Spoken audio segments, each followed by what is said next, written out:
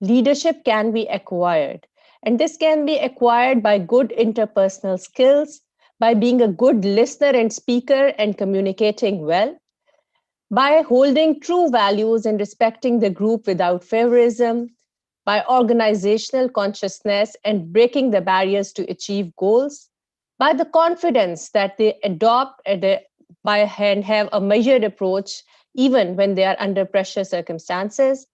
You all know that leaders have to be creative, innovative, and they have to instigate a problem solving mindset. And all this leads to achieving results by motivating their team to accomplish the goals that they have set. Leaders also need to show and exhibit strong integrity and step up and move things with courage to achieve their goals. And this determination leads to good leaders. So, if we talk about women leadership, and especially in the fields which are not uh, labeled as women fields, so currently we have about 30 female leaders in 28 different countries as heads of state and government. And the women led countries, which include Argentina, Costa Rica, Finland, India, Ireland, Switzerland, New Zealand, Germany, and so many more, they are led by women. If we talk about the national parliaments worldwide, about 17% of the members of the national parliaments are women. And in India and Pakistan, about 33% seats at the local government level are reserved for females. In USA alone, all the higher management and professional positions are held above 50.3% by women. So women leadership and women are performers, and they are showing their presence with every passing day. If you look at the figures from 2015, there were only 9% women managers, but they have marked their presence and have achieved higher positions with every passing year. And in 2018, the number of women managers worldwide rose to about 25%. And this is because they are more likely to achieve top performer status as compared to the male managers. Women can be in different roles. They can be entrepreneurs, they can be cooks or chefs, they can be doctors, they can be lawyers, they can be in the nursing field. And in every field that they are, they have an important role to play, because you know that in the era of COVID-19, it was all about following the standard operating procedures and raising awareness about this disease. And women was the prime focus to be the agents of change and raising awareness about this disease. If I talk to you about the representation of the women in the senior management positions globally, we always think that maybe USA and UK and European and Western countries will be leading in that front. But you will be surprised to know that in Philippines, they have the highest number of women on top position, which is about 47%. And it has been observed that the women who employ more women and they are more successful. If we talk about the four major highest ranked businesses, then women owned businesses surpass all these IBM, McDonald's, and Walmart. So women owned businesses, they are about 7.7 million people, which has increased over the past 15 years by 9%. The highest incidence of women employment is seen in sectors of health, education, and administrative and waste services. And you all know that health and education are the two most important sectors of any society. And if any nation has to progress, they need to invest in their health and educational services. And we are so proud that women contribute to these two major sectors of the society to their maximum. If we talk about history, women had lacked both formal authority and control over resources. So they were not part of any leadership or decision making. So they had to find other ways to accomplish their work. But women were expected to be cooperative, supported, understanding, gentle, and to provide service for people without asking for their rights. Now, the interactive leadership style seems to be a natural consequence. Since the COVID-19 pandemic, media has shed light on the relationship between women leaders and the helm of various countries and the effectiveness in handling the COVID-19 crisis. And the performance of the countries which have women leadership has been phenomenal, and it has been appreciated at all forums on the world and globally. The action of female leaders, particularly in New Zealand, Denmark, Finland, Germany, Iceland, and Norway, has been cited as supporting evidence that women are handling the crisis better than their male counterparts. And there was a research study which was conducted by the University of Liverpool and the University of Reading, which was titled that Leading the Fight Against the Pandemic, Does Gender Really Matter? And the women-led countries have definitely performed better, especially in terms of number of cases, number of deaths, and early control of the pandemic. And we are all witness to that. The women leaders also behave differently than men during the crisis. If I show you on the right side, this is an analysis of 360-degree feedback data between March and June. And the scores were even higher during the first wave of the pandemic, which showed that there was a remarkable improvement in the leadership effectiveness in women population as compared to the men population. This has increased calls for more outstanding gender balance in leadership, and we have seen that women have remarkably expressed their leadership qualities during the crisis phase. But we should never forget that it's not about working women only. The women who look after the household are equally important. They have an extensive workload with immense responsibility in cooking, childbearing, and household maintenance. They have also key roles in agricultural development and have major contribution in the fields of food security, horticulture, nutrition, dairy, and the allied sectors. And in rural areas, agriculture and allied industrial sectors employ as much as 89.5% of the total female labor. So we should never underestimate the power of women who are working in these sectors. Coming on to the women leadership in Pakistan, Pakistani women, who are 51% of the population, are emerging as outstanding leaders. The Constitution of Islamic Republic of Pakistan ensures the fundamental rights to all citizens, and it quotes that all citizens are equal, irrespective of their religion, caste, and gender in eyes of law. From Mother of the Nation, Fatma Jinnah, to the young budding girl Arfa Karim, Pakistan has witnessed many incredible women who made Pakistan proud across the globe. From politics to social work to literature, showbiz, education, sports, health, you name the sector, and Pakistan provides great opportunity to these women. Pakistan has recently done some reforms in the women sector as well. We all know that registering women voters to negotiating rights and Women Up Pakistan are redefining roles despite all these obstructions. Pakistani women have been diverse throughout. Their experience and behavior in the country are of critical importance in the corporate success.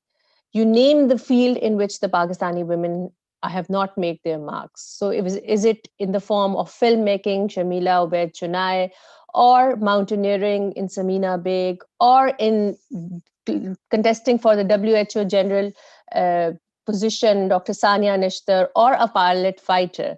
Women are everywhere. But the emerging heroes during COVID-19, they gave a new definition of heroes and leadership. And I think COVID-19 was being used as a watershed line. It has brought new heroes, new talents, and to some extent, new normal. And the female health workers and female physicians emerged as the new heroes. Some of the best stories of Pakistani women. If I talk about Dr. Ruth Fau, I'm sure you are all familiar with her. She was born in 1929. She was a doctor who devoted 50 years of her life to fighting leprosy in Pakistan. She started in a slum area of Karachi within a small quarter, and from that she expanded her services throughout Pakistan. She was awarded the Pakistani citizenship in 1988 due to her outstanding contribution, and she was given the highest civilian award of Pakistan. Sorry, I have a very bad throat. Lieutenant General Nigar Johar Khan. She served the Pakistan Army.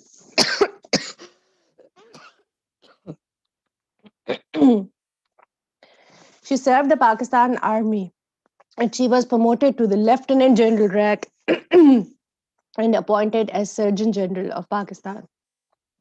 We all know Malala Yousafzai as well. She is a humanitarian and the youngest ever Nobel Prize laureate. Coming on Dr. to the chat. Soumya, Yes. you may have water, please. We can wait for a minute. There's no Just issue. if you can just wait for a minute. No issue, madam. Just a second.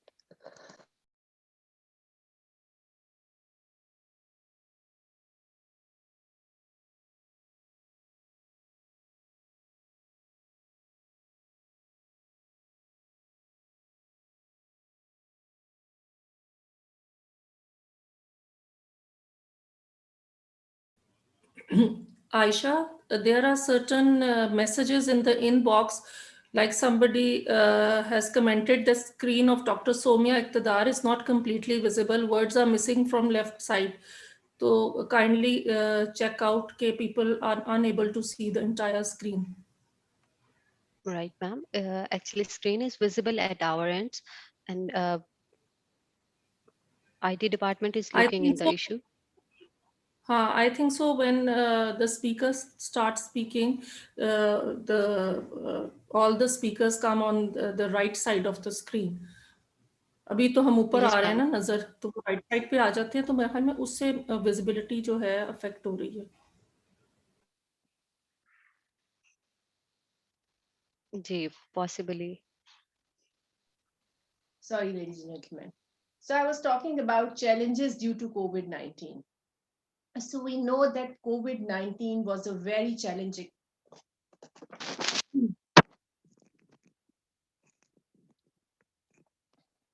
Sorry, ladies and gentlemen, I'm back. So we were talking about challenges due to COVID-19. So you all know that COVID-19 pandemic is like once in a century pandemic that has changed the face of whole earth. And the challenges due to COVID-19 were also faced by women. So, in addition to the persistent pre existing social and systemic barriers to women participation in leadership, new barriers they emerged during COVID-19. It has been reported by the UN annual report that across the world, women are facing increased domestic violence, unpaid care duties, unemployment, and poverty during this pandemic. Despite women making up a majority of frontline workers, there is a disproportionate and inadequate representation of women in national and global COVID-19 challenges.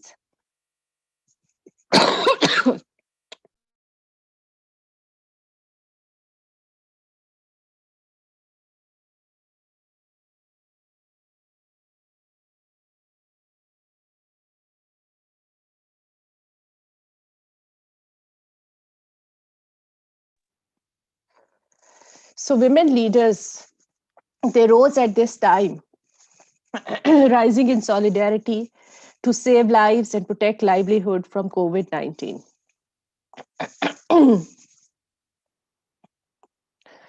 So women leadership, we all cheer for you. May the force be with you. And it has been put in the leaders today that women are more suited to the roles of leadership. And I will end my talk by saying what Socrates said, that no woman should ever grow old before knowing her true potential. You are all superwomen. You just have to identify your abilities and come up as a leader and lead the rest of the world. Happy Women's Day to all of you, and a big thank you. Thank you, Dr. Soumya, for sharing your valuable knowledge with us. Madam, we have few questions from the audience. If you are comfortable to answer them. Yes, please, yes. There is a question from the audience. Physical health challenges are always discriminatory factor in society. And now during pandemic, the challenges are exaggerated. How these issues are highlighted by women leadership in Pakistan, especially at policy level. Okay, so first, the important most is that physical challenging, being a woman or a woman is not a physical challenge in health. First of all, I need to identify that. I work in a hospital which is the biggest corona designated hospital of the province, Punjab, which is Mayo Hospital, Lahore.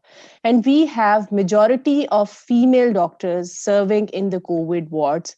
And all the nursing staff, about 80% of the nursing staff is also females. So you should never think, that you are physically unequal to men in performing your duties. Number one, this. Number two, I completely agree. People always talk about gender equality, but I always talk about justice.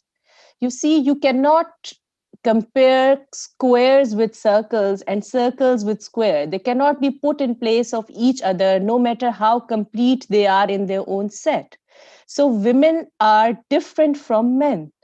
Women need longer paid maternity leaves. Women need a better setup of daycare centers or facilities to look after their child at workplace.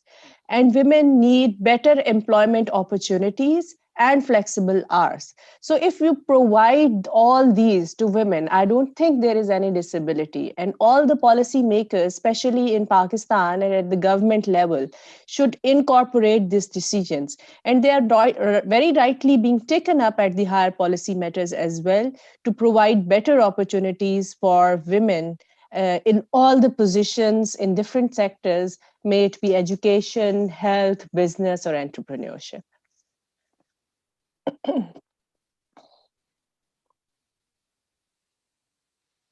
Thank you, ma'am. Thank you, Dr. Somia, for your special time.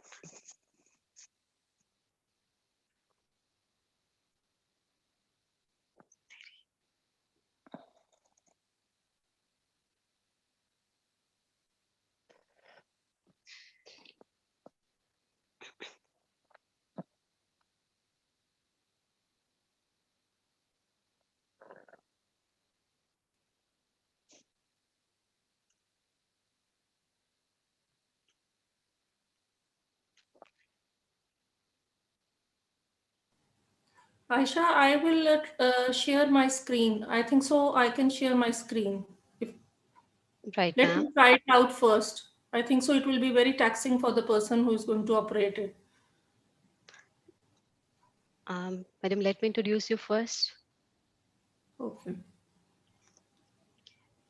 Ladies and gentlemen, now we would like to move to our next worthy speaker, Professor Dr. Rafia Rafiq. Dr. Rafia is the professor and director at the Institute of Applied Psychology, University of the Punjab, Lahore. She did her PhD from University of the Punjab and postdoctorate from Division of Psychiatry and Applied Psychology, School of Medicine, University of Nottingham. She has earned several research grants as well as incentive awards for publication. She was elected a member of Senate and University of the Punjab. Dr. Rafia earned Performance Evaluation Award and Young Researcher Award. She also received Pride of Nation Award for her meritorious services in the fight against coronavirus. Dr. Rafia Rafiq, along with her colleagues, set up the largest COVID-19 mental health helpline to cater for the growing psychological needs of the community during pandemic. She was actively involved in telemedicine and arranged first conference to design protocol manual for helpline volunteers. She initiated 1 minute video message series on different topics to cater for the psychological well-being of students, children, housewives, and paramedic staff. Dr. Rafia also arranged numerous webinars with renowned national and international speakers to address mental health and to seek practical solutions to psychological concern. She has immense teaching and research experience in prestigious public sector university. Her topic of the presentation for today's webinar is COVID-19, mental health challenges and role of women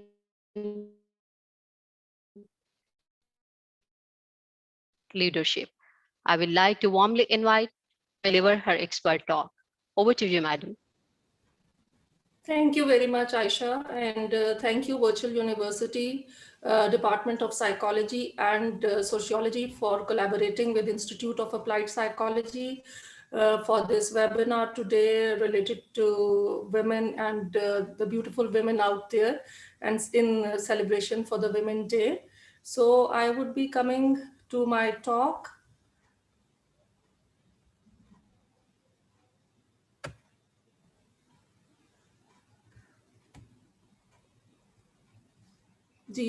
Aisha, is my screen visible? Aisha, is the screen visible?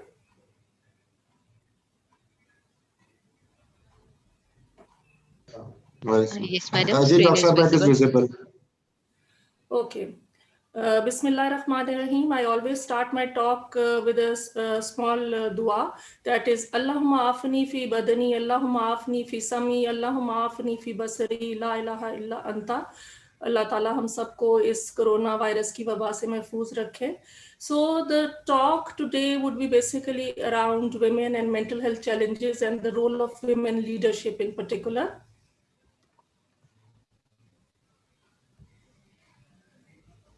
As we have, all of us know that COVID-19 pandemic took over the world like a magical spell. In matter of days, so many countries got affected, lost lives and livelihood, and in no time, the world's economy started to collapse.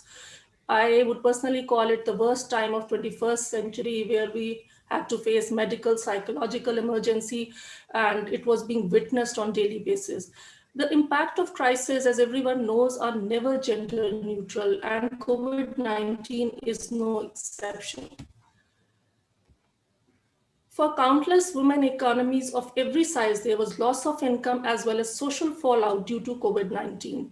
Marginalized people, especially women, became more vulnerable during COVID-19 emergency. Women, the elderly, adolescents, youth, the children, persons with disabilities, refugees, migrants, and minorities experience the highest degree of socio-economic marginalization and the worst form. To the United Nations, women aged 24 to 34 are already 25% more likely than men to face extreme poverty.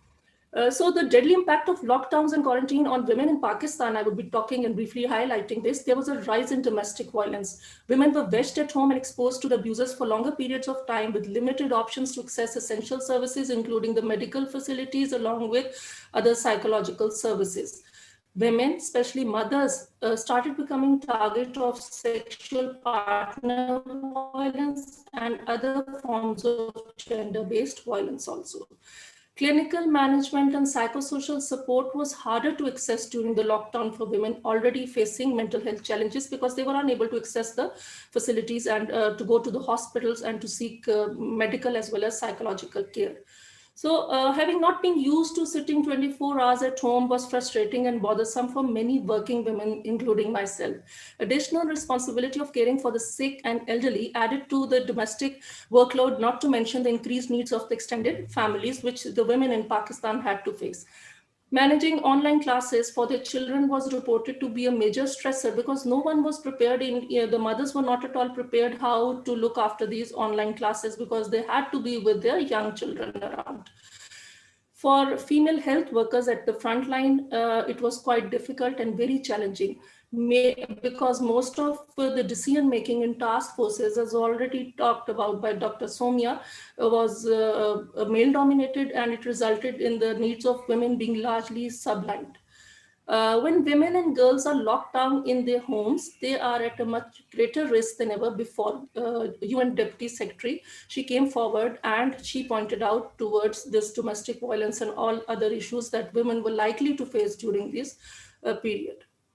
So working women got burdened the most, and as the pandemic of COVID-19 continued to spread in Pakistan, it was necessary to recognize immediate as well as long-term psychological needs of the women. And likely UN Secretary General also said that I urge governments to put women's safety first as they respond to the pandemic. So impact of pandemic on overall women of the world. Analysis from UN Women identified 5 critical areas that leave women and girls most vulnerable during this COVID-19 situation. This was increased risk for sexual and gender-based violence, which I already talked with reference to Pakistan in the context of pandemic response policies, unemployment, economic and livelihood impacts for poorest women and girls, unequal distribution of care and domestic work, and women and girl voices not being included for an informed and effective response. So let's talk about the economic and livelihood impact of pandemic. Women at the workplace are likely to face discrimination in the following ways: loss of job security and economic independence. This was one of the major reasons for a number of psychological concerns. Women, they are twice as likely to lose their jobs than men, and especially in Pakistan, women lost their jobs.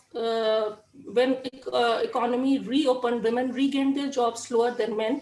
On average, employment increased by 2.4% for men as compared to 1.1% for women, but these are not the statistics from Pakistan. And I think so the statistics would be quite different if we do research in Pakistan, and specifically within. For the psychological concerns was unemployment. Most impacted industries have more women. Like in Pakistan, women are overrepresented in many of the industries hardest hit by COVID-19 pandemic, which are the food services, education, retail, and entertainment. So pandemic for domestic workers. For domestic workers, the pandemic situation has been dire around the world. And I just recall that during the first wave of COVID, we all stopped calling our domestic workers at home. So they were forced to stay at home. 72% of domestic workers lost their jobs also. 80% of domestic workers are women, and hence the largest among to get affected by the pandemic, including Pakistan. So another important reason for the psychological concerns and the reported problems and psychological ailments was the unequal distribution of care and domestic work. Inequality at home and unpaid care.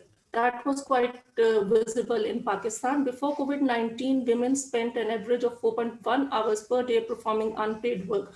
But these are not the statistics from Pakistan. Definitely women in Pakistan, they spend more hours of unpaid work, while men spend 1.7 hours. That means women did thrice more unpaid work, care work than men worldwide.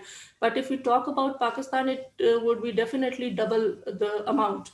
So as quarantine measures kept people at home, closed schools and daycare facilities, burden of unpaid care and domestic work exploded for women and led to months of additional work for women. So many of the women do reported us that they were in a state of burnout. So another important thing which I discussed previously also was the increased risk of sexual and gender-based violence.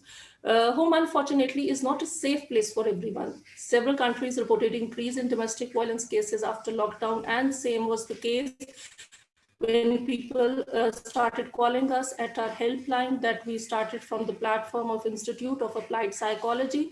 And many women, though they did not report that they were facing domestic violence, but later on during the sessions, many of them did report this, and there was an increase in verbal abuse also and non-verbal abuse. Without sufficient economic resources, women are unable to escape abusive partners and face a greater threat of sexual exploitation and trafficking. So this is the case in Pakistan because women are more dependent on men for their economic needs. Women at higher risk of psychiatric symptoms during the pandemic. So it was quite notable that women became more at risk for psychiatric symptoms and for severe psychological disorders also, not to measure not to talk about stress, anxiety, and depression or post-traumatic stress disorder. Patients in cognitions, mood, and hyperarousal as compared to men. So these are the psychological differences men and women have. Women and young people had higher risk of psychiatric disorders and loneliness. Being employed and living with a partner during pandemic were found to be protective factors. So other consequences that are going to outlast the pandemic is economic insecurity. So it is one of the precipitating factors for all sorts of domestic violence and abuse. So economic insecurity, it has a snowball effect on the lives of women and girls for years to come. Even when the pandemic is over, this economic insecurity is going to linger on. And if unaddressed, they will reverse hard-won gains in gender equality, which I think so still we are halfway or not we cannot say that we are still moving towards the gender equality concept in Pakistan. So these consequences won't disappear with the pandemic subsides. Neither the psychological impact of pandemic is going to subside, because I usually talk that when the pandemic started, I said the pandemic is going to end one day, but the long-term psychological repercussions of pandemic are going to linger on for many decades. So women are likely to experience long-term setbacks in workforce as well as psychological setbacks in the coming years. Another problem that contributed towards the psychological concerns was dropouts from school. Estimates show that an additional 11 million girls may leave school by the end of the COVID crisis and may not return. And when I did a small survey in Pakistan, specifically in Punjab province, we found out that the parents, they did not want their girls to go back to school. Majority of the parents said, especially from a low socioeconomic class. So again, this is one of another reason that the gender inequality gap is going to increase, and so are the psychological repercussions. So widening education gender gap has serious implications for women, significant reduction in what they earn and how, and increase in child marriages. You know that child marriages are another source of stress for women, and which are likely to end up in more psychological repercussions. So women frontline workers and the challenges they faced, it is very important to talk about the frontline workers and specifically women, because they were looking after their homes, they were looking after their kids, their online classes, and they were there in the hospitals, and they were in the ICU, and they were caring for the COVID patients also. So women are at the forefront of the battle against the COVID-19 pandemic, risking their lives to save others, and even risking the lives of their children, because when they are on duty and when they return back home, so the probability of catching coronavirus is much more, and consequently they can be carriers for the coronavirus. So 70% of health workforce is made up of women who are frontline health workers, and specifically in Pakistan, the nurses, midwives, and community health workers.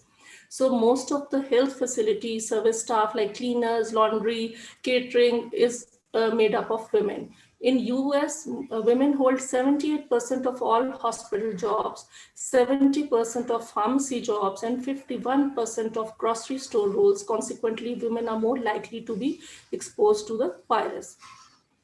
So women healthcare providers have to face plenty of challenges on daily basis in the pandemic. There is higher prevalence of burnout, as I was already talking about, among female frontline workers. And the possible reason is that female healthcare workers engage in more empathetic approach in handling COVID-19 patients as compared to male workers. So high risk of mental health symptoms among women healthcare workers. According to WHO, healthcare workers are likely to develop post-traumatic stress disorder, depression, anxiety, and burnout during and after the pandemic peak. Now, I will be talking with reference to our own research and the number of callers who were calling, what were the different concerns that people reported us on our helpline. So there was another study last year during the pandemic that there is a high prevalence of mental health symptoms in healthcare workers, with up to 60% of them reporting symptoms of depression, anxiety, insomnia, and more than 70% reported psychological distress. So I would be briefly touching about the inspiring contribution of women leaders during pandemic, because most of the part was covered by Dr. Soumya already. So female politicians' response to COVID-19. So if we see that COVID-19 is everywhere, but countries with heads of state managing the crisis better, both the psychological as well as the economic crisis, seem to have something in common. So look at the leadership in Germany, New Zealand, Belgium, Finland, Iceland, and Denmark. These women leaders performed very well, and they kept an eye on the psychological impact of COVID-19 in women. Significantly low death rates, timely lockdown, and control of spread of coronavirus in these states is explained by the proactive and coordinated policy response adopted by female leaders. So briefly, I would be touching on the transparency in policy that was present, and they gave due consideration to professional advice, yet were assertive in taking measures that they believed were best suited for the country. And I am sure that these countries are going to have less repercussions of the psychological repercussions and impact of the pandemic. So empathy, if we talk, is one of the essential components of authentic or transformational leadership, and female leaders are generally considered more empathetic than male leaders. So this can be a cause of burnout also for the female frontline workers. Those female leaders who performed the best during pandemic expressed love, care, humility, resilience, and empathy more than assertiveness or confidence. So, are we prepared for the crisis? Women are both more likely to be prepared for a crisis and less likely to engage in risk-taking behaviors, generally too. So, over-prepared intuitively appears to allow these women leaders to better handle the COVID-19 outbreak as well as the psychological impact. Now, coming to the indigenous things and what we as an institute and how the psychology community responded to the psychological impact of COVID-19. It was in March, it was on 27th February that the first two COVID cases were reported in the city of Karachi. And it was in March that the Institute of Applied Psychology, with a volunteer team of more than 250 clinical psychologists, health psychologists, psychology students who volunteered us and joined us in providing services. And we named them as COVID-19 Mental Health Helpline, Recover and Grow. So from these services, we were providing help in managing COVID-19 anxiety, phobia, obsessions, and panic that was really high during the first wave, then sad mood, stress management, anger management, educational concerns, marital and family issues arising during lockdown, mental health issues of children, teenagers, sleep disturbances, and we started a special services for advising on healthy lifestyle and management of COVID in order to build immune system overall. So if I talk about the statistics of the influx of callers at our mental health helpline, those who were calling, among these callers, 69% were women. And the majority of them reported anxiety issues, and most of the issues were related to coronavirus anxiety. Then there were women reporting depression issues, sleep problems, stress, anger, and aggression issues.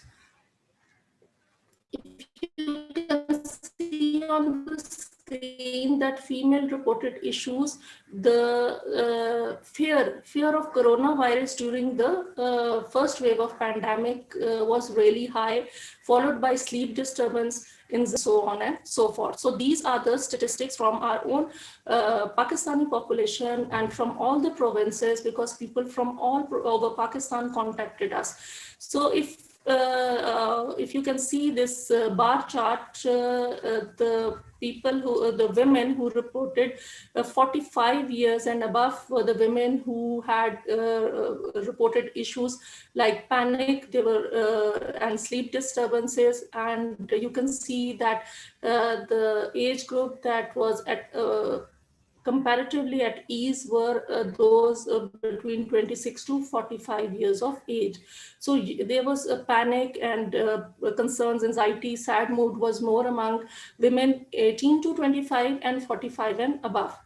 So we thought there was a need for designing protocol for volunteers of mental health helpline in wake of coronavirus. So on one call, the clinical psychologist, all females, they joined us together in order to help us design a protocol so that our volunteers can follow the protocol in helping these people reporting at a mental health helpline. So it was women at the core to protect mental health crisis, online training sessions. Nearly all the training sessions were conducted by women, psychologists and psychiatrists. And they talked on different issues like mind reframing and mindfulness to manage pandemic-induced mind states, then parenting tips in current scenario, managing anxiety during COVID-19, and so on and so forth. So women helping women was our major goal. So we talked about working effectively from home, controlling the uncontrollable thoughts about COVID-19, बेचैनी और घबराहट से कैसे बचा जा सकता है, and all these things. So we asked people from all over the world, especially women, to come forward and deliver webinars and to train our volunteers. So there was training conducted by the Michigan State University on navigating mental health during the COVID-19 pandemic. Then there were individual psychologists who came forward and they provided the training. It was Lahore College for Women University also came forward. Then there were our clinical psychologists, our students, and I'm really proud of them. They talked on the mental health awareness and hope for life and so on and so forth. So the problems that women were facing, we tried to cover those areas through different webinars and through training programs like time and anger management, dealing with grief and loss during COVID-19 pandemic, because many of us lost our family members and friends also, and CBT for frontline female workers. So this was basically to empower the women in order to fight the psychological impact of coronavirus. So personally, what I felt was that I started 1 minute video series. So this was basically video series not for different starters, and specifically I focused on women who were frontline workers, housewives, women who were mothers, women who were caregivers. So I gave simple tips and messages. Give yourself quality time, me time. All beautiful ladies out there, pamper yourself for just 15 to 20 minutes.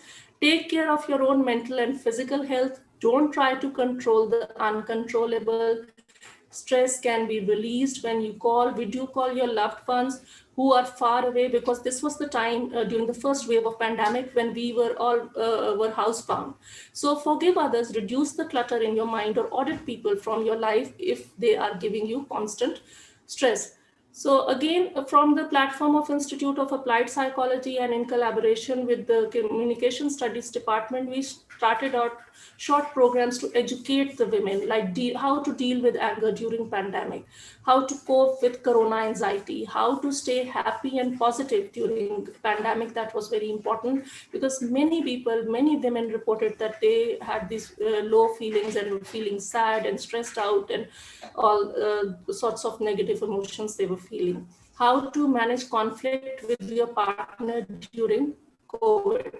So it was women that we lost. We lost two brilliant psychologists, one from Karachi and one from Quetta, who were the frontline workers and dealing with the COVID-19 pandemic. And then we thought that there came a period in which during the Eid, people started going out and no one was following the SOPs. So we started a campaign. These were the women of our department who came forward and started a campaign for preventive measures for the women. So faculty, students, and volunteers of COVID-19 Mental Health Helpline of Institute of Applied Psychology were requested to send us their selfies, pictures, wearing masks. We invited them to join hands with us for a campaign. So, and a number of other video campaigns also that we started. To sum up, COVID-19 pandemic has affected women much more profoundly than men, both as frontline workers and at home. Is gradually developing, and as a consequences, mental health issues are likely to grow. Pandemic can be considered as an opportunity to build better, stronger, more resilient societies that could bring relief as well as hope to all women on earth. In Pakistan, we need to create gender inclusive responsiveness, including engaging women frontline workers, women's group and networks in all decision making and policy spaces to improve health security, surveillance, detection, and prevention mechanisms. I hope and pray that this pandemic will help to recognize the major role of women at home and at workplace. Advocating for more women as leaders and decision makers at all levels in conflict settings is crucial to adequately address the gender complexities of pandemic to better support vulnerable populations as well as women. Gender inclusive leadership is urgently I think required there is at some local. connectivity issue. Dr. Rafia, we couldn't hear you. Okay, can you hear me now? Yes, ma'am, it's clear now. Hello.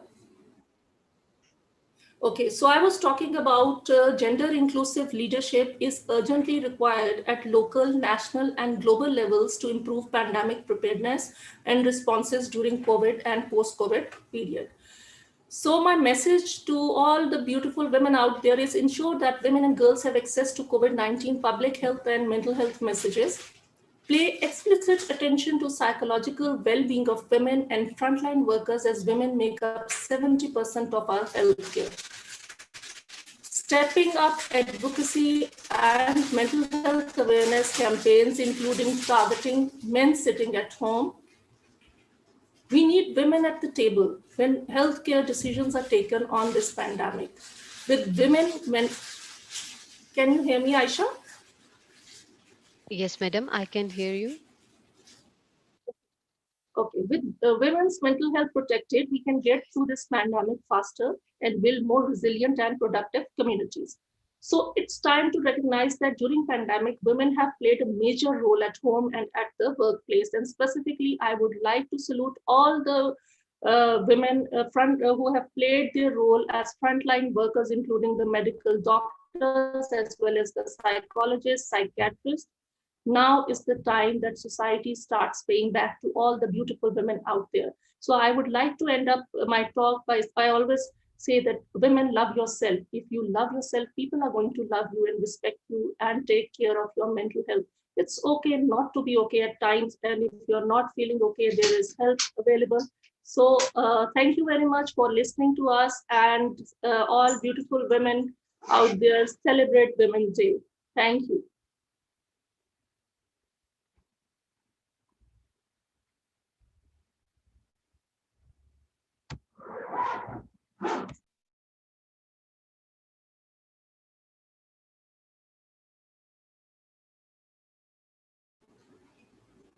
Ji Aisha, can you hear me? Yes, madam. Thank you, Okay, ma'am, thank for you. such an informative talk with exciting research. Our audience have few questions from you. We would request you to please answer them. Sure. One of the question is, does the cluster of role of a woman affect her mental health in Pakistan? If yes, then how can she perform suitably as an authoritative figure? Sorry, what was the first part of the question? Mhm. Aisha, what was the first part of the question?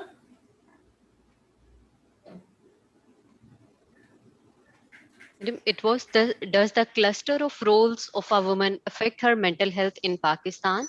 If yes, then how can she perform suitably as an authoritative figure? Okay, so I think so. The person who has asked this question is talking about the multi-dimensional aspects of the life of a woman. She has to play as a leader, as a mother, as a wife, as a daughter, sister. So I think so. If the best possible solution to everything is to look after the mental health, if somebody at a leadership role or somebody who is constantly on the go and who has a number of responsibilities, they should take care and they should streamline their life, and they should rest, and they should learn how to detoxic the stressful environment, the distress in their lives. Time management can be a very helpful thing, and likewise stress management exercises, taking care of their own bodies as well as their own minds. And I think so that time out is a very good technique. They, all the women who have to perform different roles at different levels, should take time out for their own mental and physical health also, and they should give their mental health a priority, to keep their mental health at a priority. So there are different tips, and there are different relaxation exercises, and there are different techniques through which women can empower themselves mentally and physically and keep themselves away from burnout. Thank you, ma'am. We have another question. As a whole nation, we seem to be at denial state about women after seeing all this situation. We're yet not ready to accept all the hardship faced by women. All things depend on confidence building and decision making abilities of women. My question is how we can build up these and confidence building right from childhood to our house leading women to cope with psychological issues. I think so. This is the crux of the Women's Day every year that we celebrate. We talk about women. Women should be kept at par with the men. From the very start, if a female child is born, because discrimination starts from the grassroots level, from our household. Unfortunately, we discriminate between a male and a female child. If we start building the self-esteem of a female child, she is going to definitely stand at par with her male counterparts. So whatever the socialization processes are, we can, as women, we can empower our female child. And moreover, if we are there to empower the females around us also, like if we are in a leadership role, if we employ more women and empower them, I think so the society's view about women are going to change. So it is the women who should come forward and take up the role and start it from the grassroots level, that is from their own homes. And likewise, we should not wait for the men to take up the lead role. So women can help the other women, and they can help their own female child, as well as their colleagues, as well as their friends. So women should come forward and take the lead for the rest of the women. Thank you, ma'am. Thank you sharing your valuable time with us. Thank you for your presence here. Thank you. Do we have any other questions? And no, ma'am, there's no more question. Thank you so much. Okay. Thank you very much. Thank you very much, Aisha. Thank you. Stay blessed. Thank you, ma'am.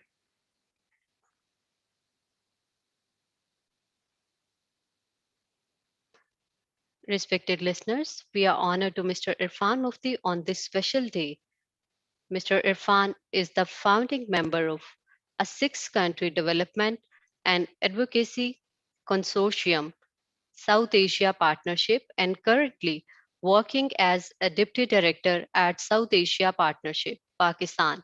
He also served as the director of Global Call to Action Against Poverty and member of the Asia Democracy Research Network. He is also a founding member and part of panel of expert of the Login Asia.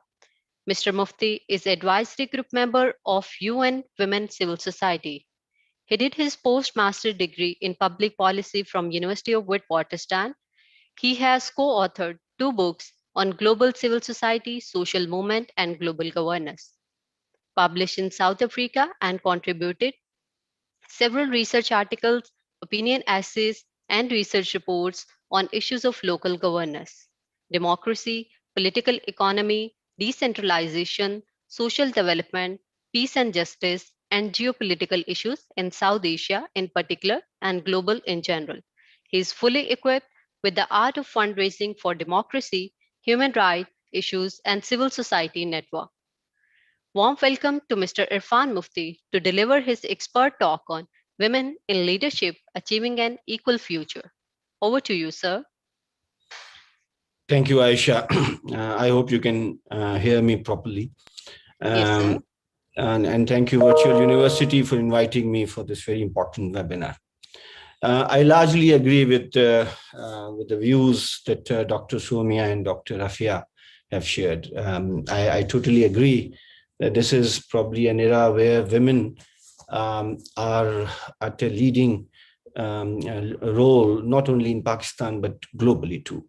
I have personally experienced it at different global forums where women are actually leading the global policy dialogues, global policy directions. Sir, Yeah. sorry to interrupt you. May I share your slides for you?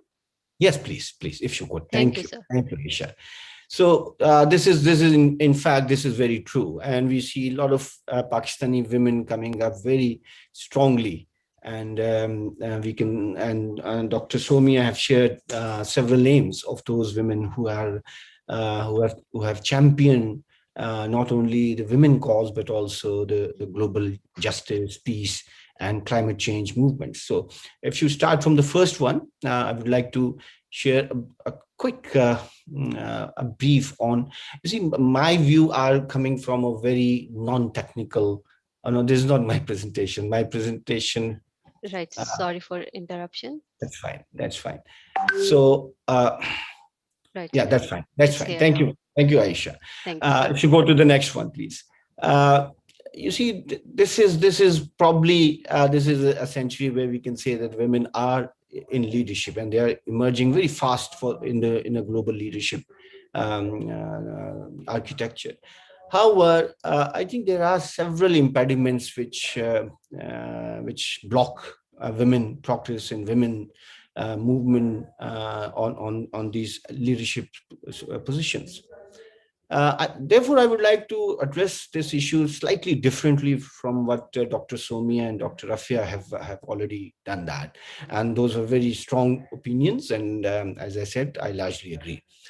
My point of view is that what are the key challenges that women are facing? It's not just Pakistan specific. These are global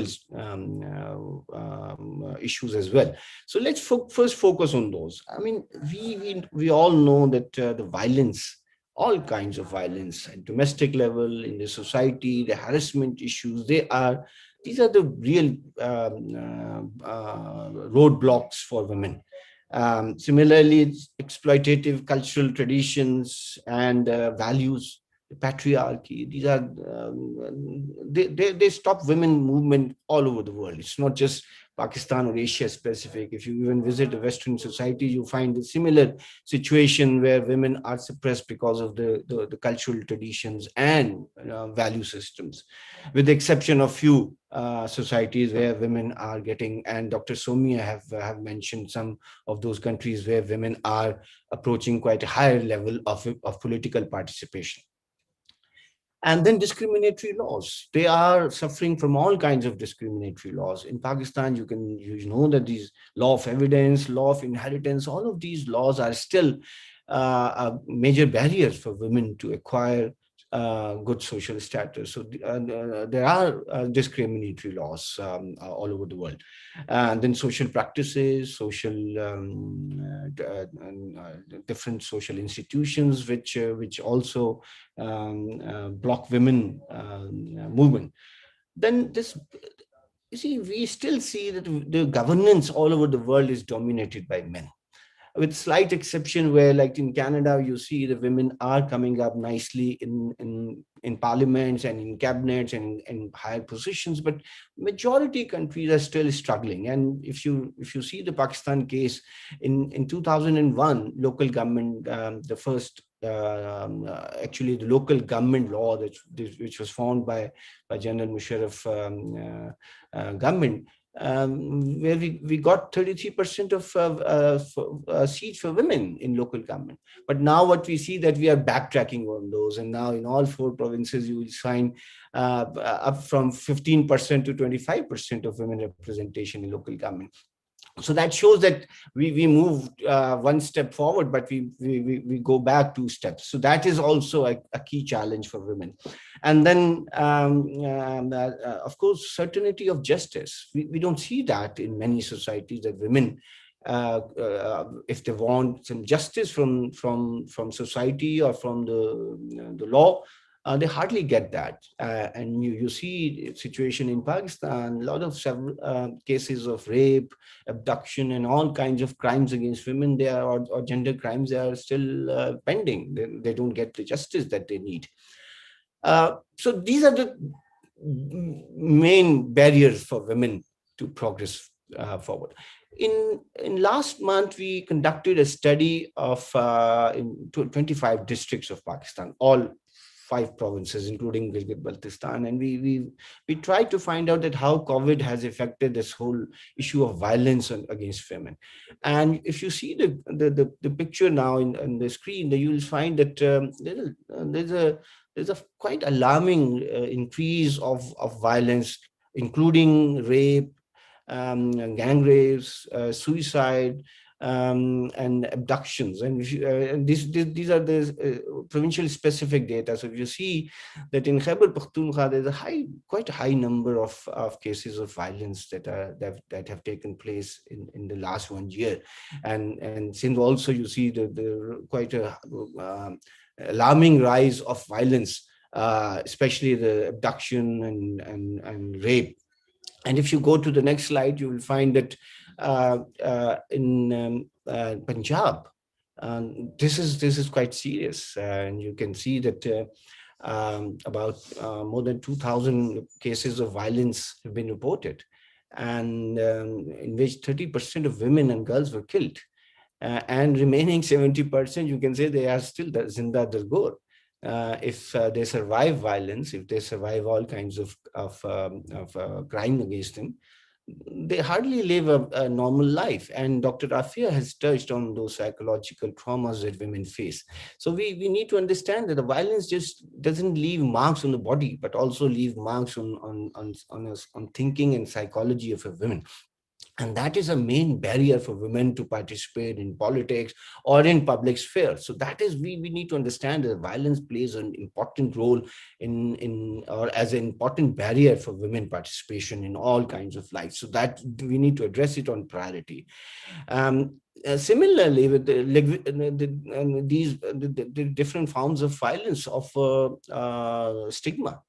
And the concept of women, bad women and good women, and that is several societies in the world are still struggling to deal with these issues of morality, of women survivors of violence, and how they should be treated, even though they were not the aggressor, they were the victims, but still they face stigma and trauma throughout their life. So that is where we need to understand that the violence plays an important barrier. If you go to the next slide, Aisha, you'll find that you see that the graph shows that in pandemic time, let's say starting from April to let's say September, October, there was a fairly alarming rise of violence against women. And Dr. Rafia has already covered some of the factors which were playing important role in this rise of violence. Of course, in lockdown days, the men were quite frustrated. There were hardly any public life, and the women had to live with the aggressor as well. So there were quite a high rise of violence. And these are the reported cases. We are not just It's not impressionistic data. It is actually the hard data that we have collected from media, from police record, and from lawyers. So that shows that the pandemic has actually played a vital role in further increasing the incidence of violence against women. And then you see, the issue is not the violence. Violence takes place in all societies of the world, with, of course, with varied degrees. But the problem is that the certainty of justice is an issue. In some societies, they know how to provide justice to women. If women approaches police or a court of law, they know how to deal with those cases. But unfortunately, in our traditional societies, these institutions are not working in favor of women survivors of violence. So that is the most alarming part of this whole phenomenon in our country. If you go to the next slide, you will see that, next slide, please. Now, look at the new scenario. We know that there is the pandemic has created multiple layers of problems and challenges, like economic shortfall, unemployment, and all kinds of market related you see hardships and burdens on ordinary citizens. And that has further raised the generational inequalities. Women, as Dr. Rafia said, they are not productively employed anymore. They were the first one to be fired from factories which were facing economic issues because of the pandemic. They were the first one to be fired from domestic labor, from several other disciplines. So that shows that women, they were already struggling with the economic status and equality, but suddenly this pandemic has further pushed them back. Similarly, violence has further increased, as I mentioned earlier. It's a double jeopardy. It's economic hardship, and then the violence that they have to face, and then all kinds of economic hardships. Even the women self-employed or women entrepreneurs or home-based workers. If you just go to these home-based workers home, and you will find that they are jobless. They cannot sell their products anymore, and that is you see the very meager income that they would generate from their skills or their market connectivity. They are lost. So and that is not just only on women. Their children also face the similar issue while the economic opportunity is squeezed. And then safety nets are also not available to all. I mean, we know SR's program, we know other cash grants the government was offering. And we know very well that several women who didn't have the technological connectivity were left out of these safety nets and these provisions of health facilities or even cash grants. So we need to see that a lot of women are not technologically connected to actually approach these safety nets like SR's program or other cash grants that the government offer or non-government organization offer. So this is also a technological barrier for women. And then healthcare, Dr. Rafia, I'm sure, and Dr. Samia would confirm me that several areas of Pakistan, the women facing COVID situation were not able to go to hospitals. They were not even allowed, or even if they go out to hospital, there were not facilities available for this kind of pandemic treatment. So that also shows that the women were in a marginalized situation, although men were also facing similar health challenges, but at least they could go to cities or nearby towns, but women were not able to do that. And we have noted several cases of women deaths where they were not able to acquire the health facilities that they needed at that time. So I would say that the COVID has further aggravated the situation for women in our society and several other traditional societies. Next slide, please. I mean, this is what the global narrative is on the issue of violence. That this is my body, this body is mine, and you cannot just abuse it because that you want to do that. This is a campaign against gender violence. And then if you see that, I mean, the issue is even at the global level, we focus only on violence survivors. We don't focus on aggressor. If you see the global situation, Aisha and others, you will always find that we see injured women, all bruised women, crying women, or death on a deathbed women after serious violence. But we don't see aggressors. We hardly see aggressors who do these kinds of violence. So this whole approach of focusing on victims and leaving out aggressor is also further promoting this crime against women. If you go next, now this is the issue which I wanted to highlight today. I know that while we have several reasons to celebrate 8th March at Pakistan and global level, but there are certain very big challenges that we need to grapple with. Like the state and society have failed to offer justice and security to those women and families who do not possess any abusive power. And they are helpless. They cannot go to any institute to get justice for themselves or protection or safety. Similarly, self-respect becomes a major issue there. So how to deal with that? How to deal with how to deal with the situation of power of pedigree or privileges in politics. And they do it conveniently against women, of their subservient or their servants or their anybody that they, or especially women that they helpless women that they come up with. So we need to deal with a lot of social issues and the issues of power, issues of misuse of power, abusive relationship, and then the stigma and the trauma that are attached to gender crimes. I think these are the things that we need to really discuss on this day, especially because if you want to see women progressing forward, we need to see that this is a collective challenge. Next slide, please. There are certain institutional mechanisms which are good, like there's a commission on status of women at national level and the provincial level. There are ombudsmen for gender crime. There are bureaus and all kinds, which is good. I think last two political governments and this current one, they have focused more on setting up institutions for women's rights and justice. But are they really able to overcome these problems or address the root causes of these problems? I think this is a big question. Most of these institutions are still struggling with their own autonomy, with their own resources, and with their own internal issues. But we see that if these institutions keep on working, they will definitely be strong enough to provide justice to women. But at the moment, they are at a weak position. And they themselves report that they feel very helpless and quite weak in addressing issues and challenges of violence and all kinds of marginalization of women, be it political, social, or economic. Next one, please.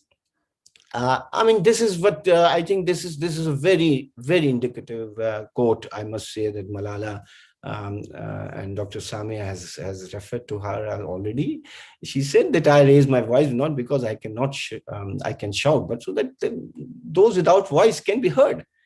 And you know that women are voiceless in our system, and they are hardly. And just see, I'm glad that the Mary is there in this panel. She was parliamentarian too, and because of these few women parliamentarians in provincial parliament and federal parliament, that we've got some good laws for women. Like in just 3 years, that we got 21 good women focused laws. So this is important. Only women can really ensure that there are appropriate legislation, systems, and policies made for women. So I really salute to these women who have done that.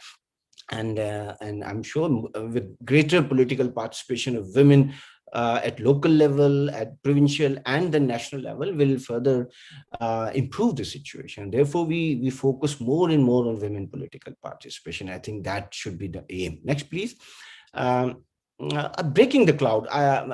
As I said earlier, yes, there are changes happening.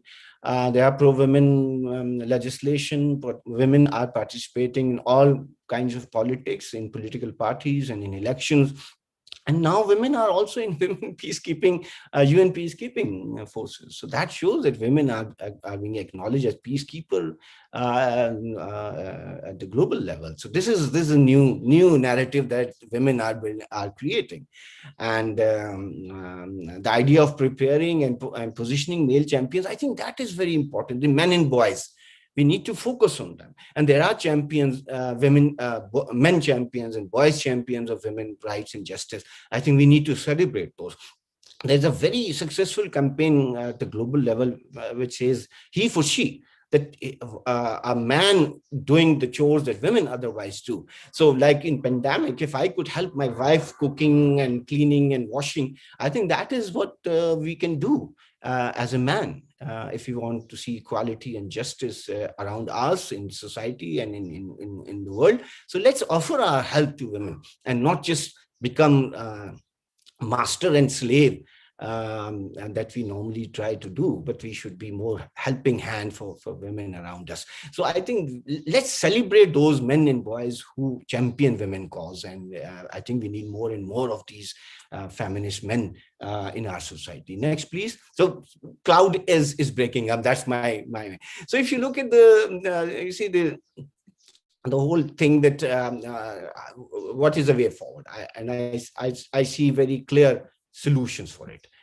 Mainstream the gender, implement the policies, tackle the inequalities, all forms of political, social, financial, gender equality, and legal inequalities, address that. If you want to see women progressing and becoming leaders, address the legislative issue, address the policy inequalities. That will help. And then embrace that, of course, women can be, I strongly believe that a local government cannot function without women, because most of the challenges the local government address, like health or education or public hygiene or sanitation, these are the problems that women know much better than men, because they know exactly how they affect their children and their family. So, and similarly, wars. Only women can tell that how war killed their children, their brothers, and their sons, and all of the others. So I think women are the best. I always say poverty expert, because they know exactly what poverty means to them. So let's do that. And then there are several global agendas like SDGs, CEDAW, and all kinds of global frameworks which can help us to take this cause further. So I will not take much time here. I think the whole issue is that how, as a civil society, as academia, as media, we are playing our role in changing the situation.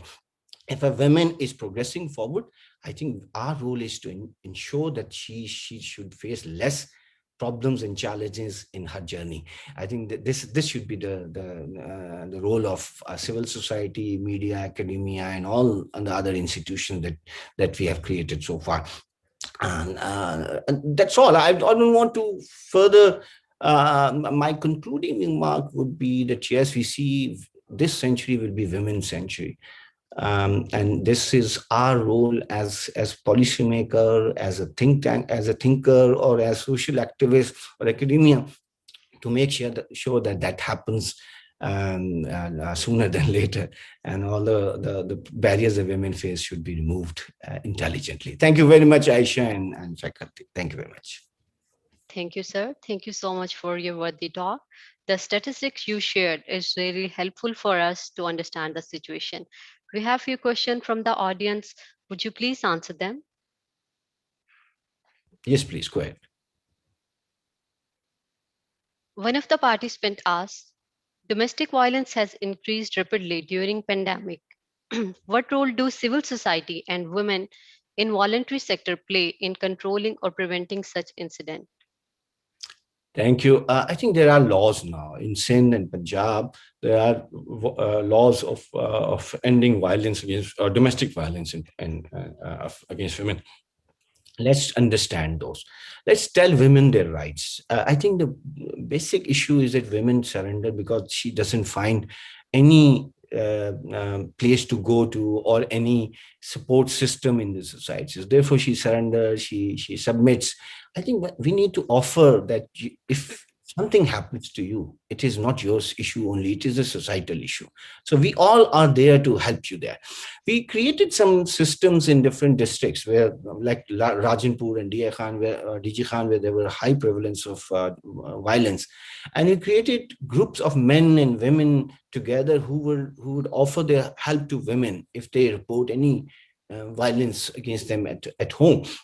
And that really helped, because these people would then talk to their men and they will say that if you do this again, we will definitely boycott you socially. So I think social pressure plays a vital role. Of course, other than legislation, other than strong institution, other than social dismissal and rejection of violence, which we need to create and increase. But I think the pressure of all kinds, men pressure, societal pressure, peer pressure, that plays an important role in discouraging violence and forces of violence. Thank you, sir. Another participant asked a question. Sir, as you mentioned that there are mechanisms, however, institutes are failed to implement and improve the situation. In your opinion, how we can make this impossible as possible to give women their due representation and rights in everyday life and situation, how the barriers can be eliminated and maybe reduced? Great. Very good question. I think voicing is important. Keep raising voice. Keep raising issues wherever you can raise. In parliament, I'm sure Mary will talk about it, that how they facilitated this whole process. So keep raising voice, number one. Number two, that rejection of violence. And this should not come only from women, but it should come from men too. Because for me and for several other men like me, the issue of violence doesn't only affect women, it affects society.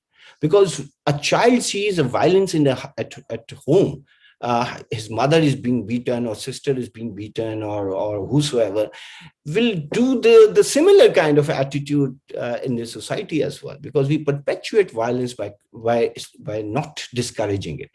So I think we need to raise voice, we need to discourage it, we need to denounce it, we need to be champion of it. So this is what, as an ordinary citizen, I think we can play a lot of role and contribution in discouraging violence. So let's do that. Even within the family, why don't you raise voice when you see that your mother is being abused or being bullied? Why don't you raise voice? Silence is not the solution. I think voicing is the solution, and taking position is the solution. That is where I come from. I always speak, even if it is within my family or in my institution or in my area that I live in. So I always raise voice. So I think that is where we need to create a culture of denouncing and totally dismissing all kinds of and forces of violence. That is my solution. Thank you, sir. There is a last question. Do you think the role of civil society has not been prominent in Pakistan in highlighting the importance of women in the fight against coronavirus? That's quite true. I think that is a new challenge. And this is one is a resource issue. The other one is a technical issue. And I would rather request Dr. Experts like Dr. Rafia and Dr. Samia to engage civil society organizations into this knowledge. I think that is where we need to, because we were mostly relying on WhatsApp knowledge or information. That is not the true knowledge.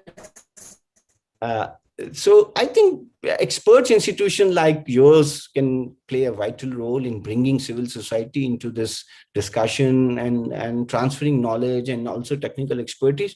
So I largely agree that civil society was not very effective, but though we offered some economic benefits to women who were jobless, that was not complete. So I agree that we need to do a lot in this area. Thank you, sir. Thank you so much for your worthy time. Thank you so much for your presence. Thank you. Thank you very much.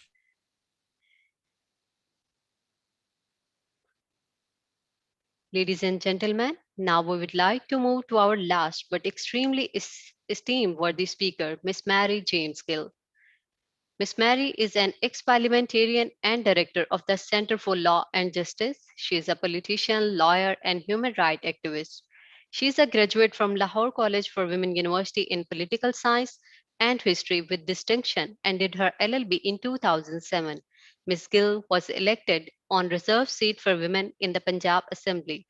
She has been vocal on minority rights and issues related to women, children, transgender, and persons with special abilities. As a legislative member, she contributed on several women-related initiatives and legal reforms, including 2016 Punjab Protection of Women Against Violence Act and Family Laws of Religious Minorities. During her tenure in the Assembly, Ms. Gill remained member of a number of committees and statutory bodies. Ms. Gill has also been the convener of Minority Advisory Council of the Punjab. As a lawyer and activist, Ms. Gill connects human rights, health, and working conditions, not least through the Sweepers Are Superheroes campaign. She was honored to be awarded with NLL Prize in 2020 in response to her work at international level.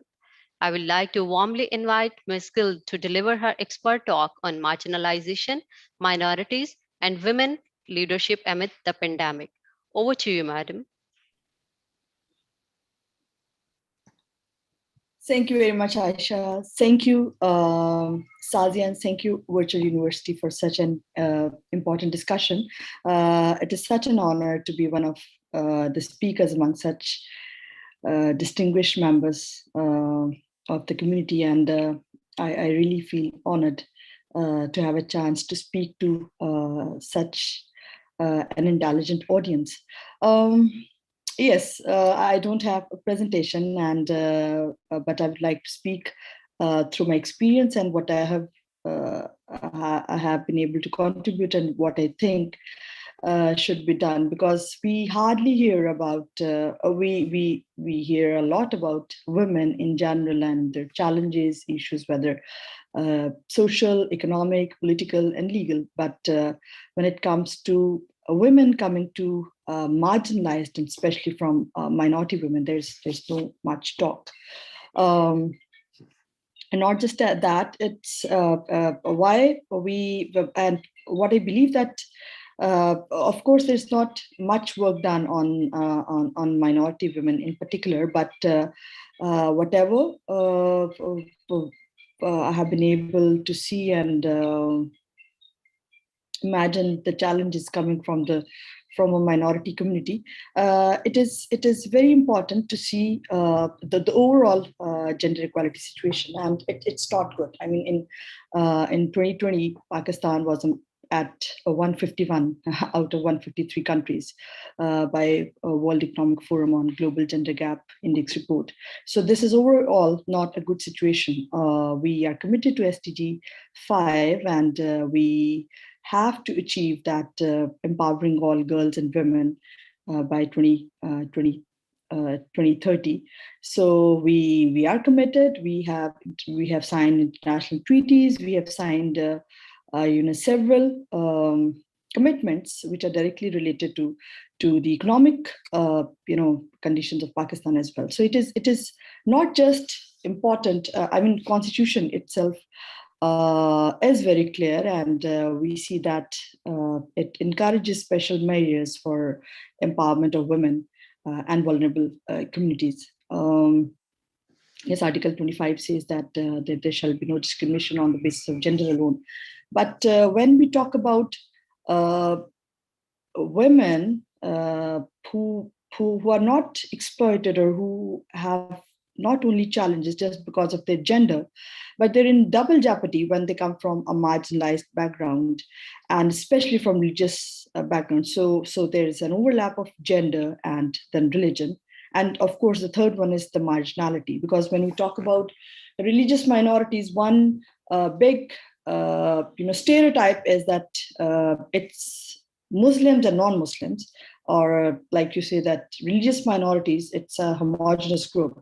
But it's not. And every religious minority has different issues. And so is the case with women belonging to other religious minorities. I mean, we did a research in 2020 last year, and we were able to identify or bifurcate all major religious minorities like Christians, Hindus, scheduled caste Hindus, Bihai, Sikh, Parsis, Ahmadis. So every religious minority, and women coming from every religious minority, were faced with different challenges. Their socioeconomic status was different, their legal challenges were different, and of course their political positioning and their their position in the society was different.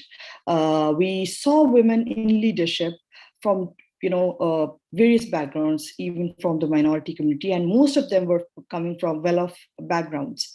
So my area of interest, or my area of expertise, is somehow the women from religious minority, but also women in particular from marginalized minorities, and those are particularly Hindus, scheduled caste Hindu women, and Christian women. And when we talk about unequal situations, and inequalities faced by those women, we don't have much work on that. They're what they do, where they live, and this is one particular area I would want your attention, and I would want the participants and other people to give it some more attention. So when we talk about women belong to marginalized minorities, first of all, we see that overall religious minorities coming from marginalized backgrounds, they live in ghettos. We can see in our slums that majority of them are predominantly Christian inhabitants or scheduled caste Hindu inhabitants when we talk about Sindh. And of course, if you're living in slums, you have no basic, you have no access to basic amenities like water, sanitation. And if we're talking about a world in pandemic, so we saw that inhabitants of illegal settlements or slums were more hit by the pandemic. When we talk about their, so we can also imagine that their socioeconomic status or their socioeconomic vulnerability is high than the rest of the people living in urban settlements or even in rural settlements, or women working living in fields. When we were talking about social distancing or other sanitary measures to avoid or to prevent this increase of COVID, but we could not help those women who were living in slums with one room, confining two families. These women, belonging to marginalized minorities, they are employed in certain sectors too. So they are not. We do not see them visible in prominent positions in decision making positions. Yes, there are women, no question about it, but the majority of them are employed in certain certain labor sectors. Like we see the highest number is in domestic help. Most of the domestic workers, they are either Christians or scheduled caste Hindus. So, and in Punjab, it's predominantly Christians. So when we talk about COVID, situation. So as Dr. Saiba earlier, in her presentation, she said that most of the domestic workers lost their jobs. Same was the case with the there are bricklaying workers, nurses were at the forefront, and of course now the number is decreased, but still a good number of nurses, they belong to religious, Christian community, and teachers. So if I can safely say that Christian women are mostly employed in teaching sector, as nursing staff, they're domestic workers, sanitary workers, and bricklaying workers, of course. So these are very particular areas where marginalized minority women work. And if it's talk about scheduled caste Hindu women, so they mainly work in fields, and in Sindh, they are more agri women belonging to scheduled caste Hindu community, and of course they work as bricklaying workers. They're also did the work as sanitary workers. So these two, at least as nurses and as janitorial staff, they kept working, and they were among frontline soldiers who fought this war against COVID, and they had a pivotal role. But what I feel, and we try to keep raising voice for ignorance of these sectors, and they were not provided with enough PPE support, and they were not provided with safety measures we were expecting from other healthcare professionals, and people who were directly in contact with the waste of those patients, or the domestic waste or solid waste. So we saw that they were not provided much, there was no much attention to these. We did try to raise voice. We had people like Sir Irfan Mufti and other who kept raising the voice, and we were able to finally pass a resolution from the Punjab Assembly that those workers, sanitary workers in particular, they should be provided with PPE, and that should be declared as frontline heroes. Other than the social challenges, most yes, this economic disparity is there, but somehow those marginalized women are breadwinners of their families. So their economic empowerment is somehow not as big challenge as we see with other women who are dependent on their male household members. So they are breadwinners of their family, but when they go out, and the harassment at workplace, What we also see as, in terms of forced marriages or conversion to other religion, that is much high. Where in our research, the Sikh respondents said that they don't send their women out. And this is why there are, very few women, Sikh women, who have been able to attain college degree. And one fear, what majority of the Christian or other religious minority representatives said, that they have more chances of harassment. Of course, women in general, harassment at workplace is such a big challenge. But when it comes to minority women, and especially if they come from poor background, so they're taken for granted, and it's very much what we see. There are their reports, and it's different from what we see for minor girls and their conversion. So this one big challenge, and we saw that over the year. When we talk about there was a rise or there were more cases of violence against women during pandemic. I think the number got even higher when it comes to cases of we saw so many cases over the year for of forced conversion, and especially for minors. So when we say that we are all against child marriage, and we cannot allow any child to be married. It's restricted in Sindh. It's the age of marriage is 16 in Punjab, but we see that if there is a minor girl from a minority background, the judiciary behaves differently.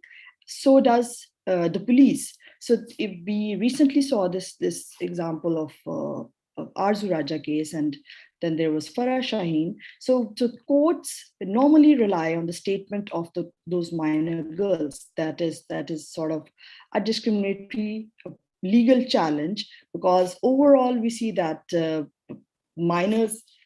A minor statement has no weightage, but if it's a statement of a minor, whether it's a Christian girl or a Hindu girl, we see that the attitude changes, and they say, all right, this is girl's choice, and she has converted with her own will. So we cannot negate her. So this is, I think, the overall, when we're talking about gender equality, when we're talking about rights of we want no child brides.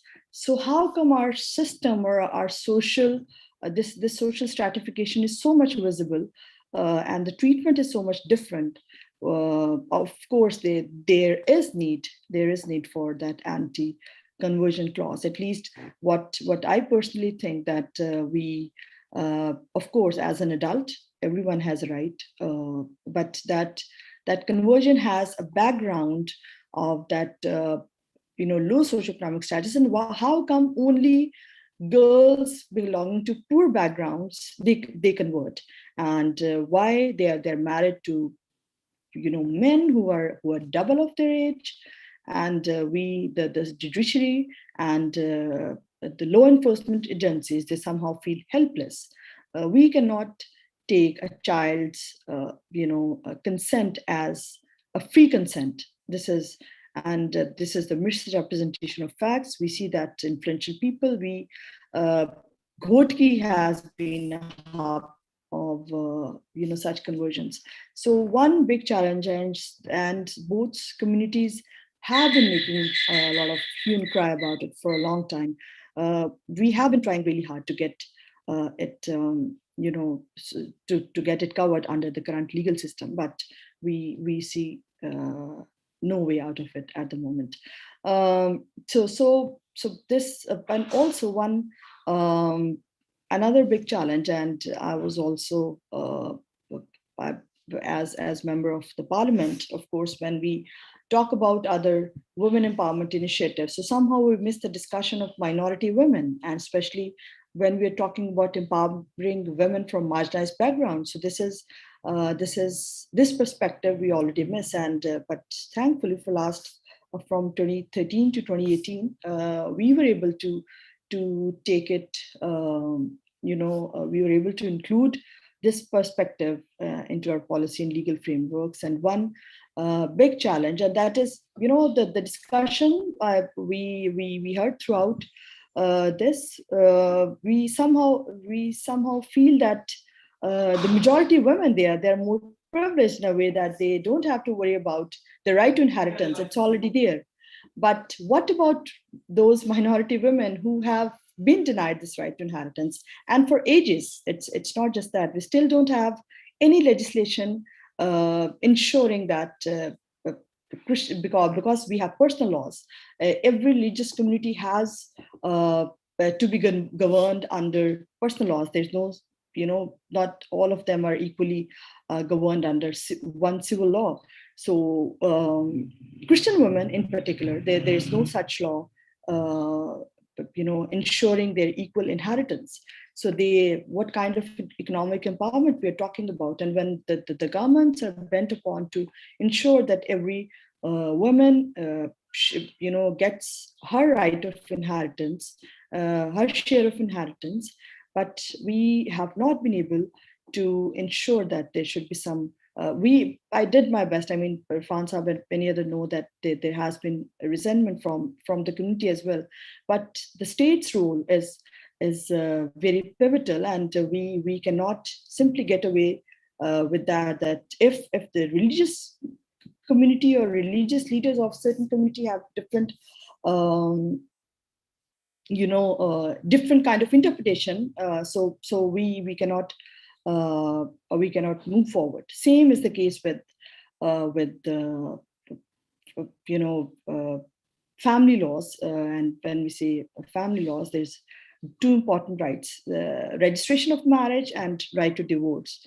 We still, it took us like 7 decades to for the first time, there was one Hindu Marriage Registration Act. So for 7 decades, there were no Hindu marriages were being registered. Can you imagine? I mean, for a woman, she cannot prove that she's married.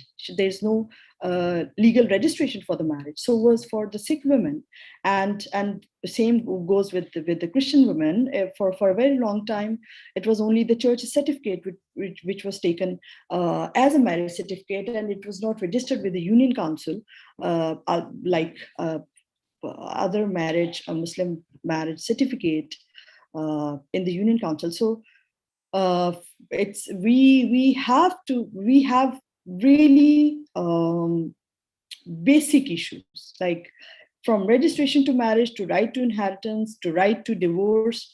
So when we're talking about gender equality, and when we're talking about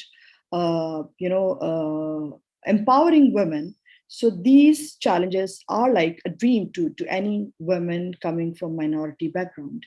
So I think when we one big takeaway for especially the academic circle and for the civil society is that we should bring those marginalized communities on board in discussions.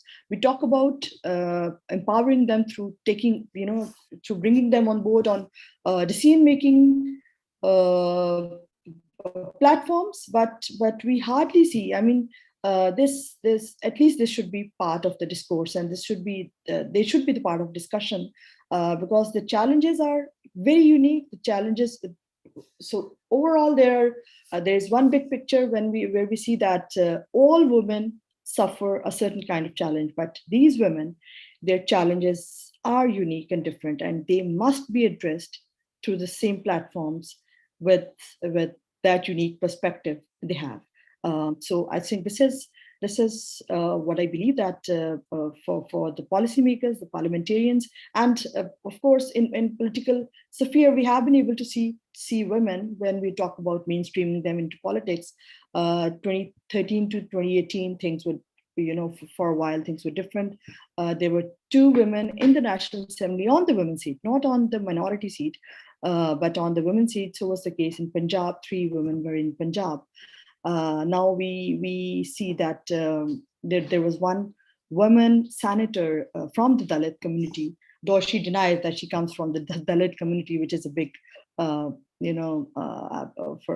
a big irony that the political party which gave ticket to that senator on women's seat, on general seat. But of course, we have to come out of that sense of denial, and these issues of women from marginalized communities, those are different.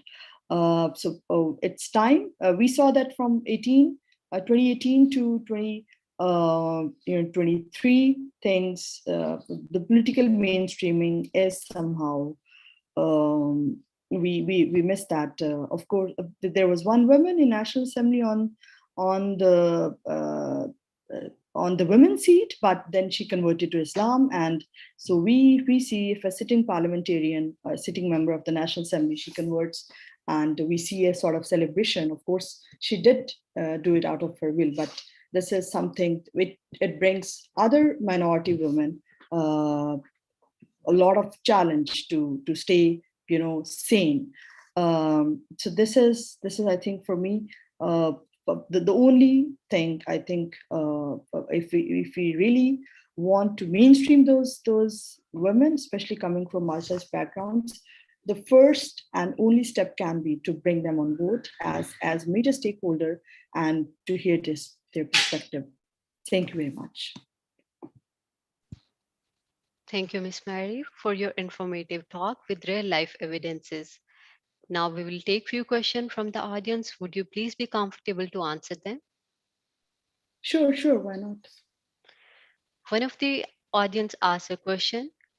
It is commonly observed that marginalized groups and minorities are most vulnerable group. What efforts have been put by women leaders to socially and economically support these groups during pandemic? Sorry, I missed half of the question. Can you repeat? Yes, ma'am. The participant asked, it is commonly observed that marginalized groups and minorities are most vulnerable groups. What efforts have been put by women leaders to socially and economically support these groups during pandemic? I think, if to be more blunt, there has not been any such concrete effort, and the reason is very simple. Everyone is in this hustle and bustle, and the COVID situation. We did not put them on the map in such a way. Of course, we were talking in general about women, and we were talking about minorities for a very brief.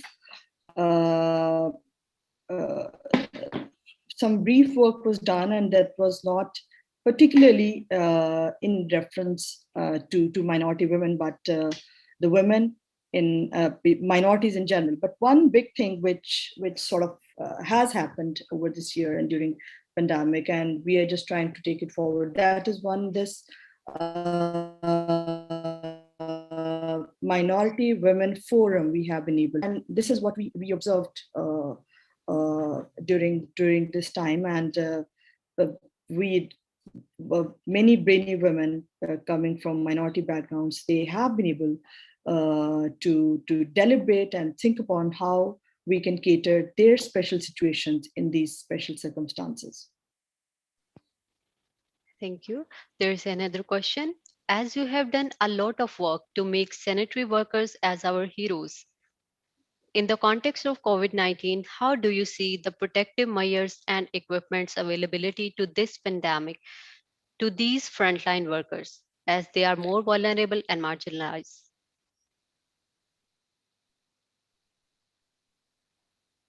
Thank you very much. Yes, it's a blessing for us that for the very first time through this pandemic, it was very easy for us to make people realize why we should call them frontline heroes. When the pandemic started, everybody was talking about that there were health professionals, there were army officials, police officials, and other people who were on the ground as essential workers. But again, we missed those sanitary workers who worked every day for us. Every day our garbage was taken away. Every day our sewers were being cleaned. But we missed in our, that media, engagement, and also when we were trying to highlight the importance of other essential workers. So thanks to our campaign, and thanks to, again, people like Irfan Saab and the Pakistani citizens, they took it up, and now we can easily see that calling them frontline heroes is not a problem, and we realize that they're important. So what we did as this campaign not only highlighted the importance of work, but also try to sensitize, or made the government officials accountable, that they must be provided with PPE. We ourselves did a little exercise of providing PPE, and awareness sessions. So one big what we hear what the government officials, that we provide them PPE, but they don't use them. So our big question, other question was, did we ever train them to use those PPE? If you have, I mean, there were a lot of supply from other, we got a lot of aid and funding for that, but there was no attention was paid to their training and on usage or importance of PPE. So if you expect a person who has worked without PPE for like 20 years, and now you suddenly expect him to use the gloves and mask and everything for the work.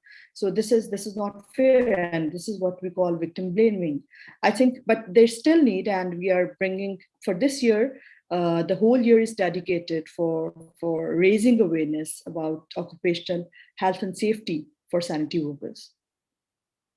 That's really interesting to know. Madam, we have a last question from the audience. After a lot of criticism, how do you see the success of Punjab Women Protection Against Violence Bill 2016? I think it has always been a challenge, but we were able to break the taboo. We were able to break the ceiling.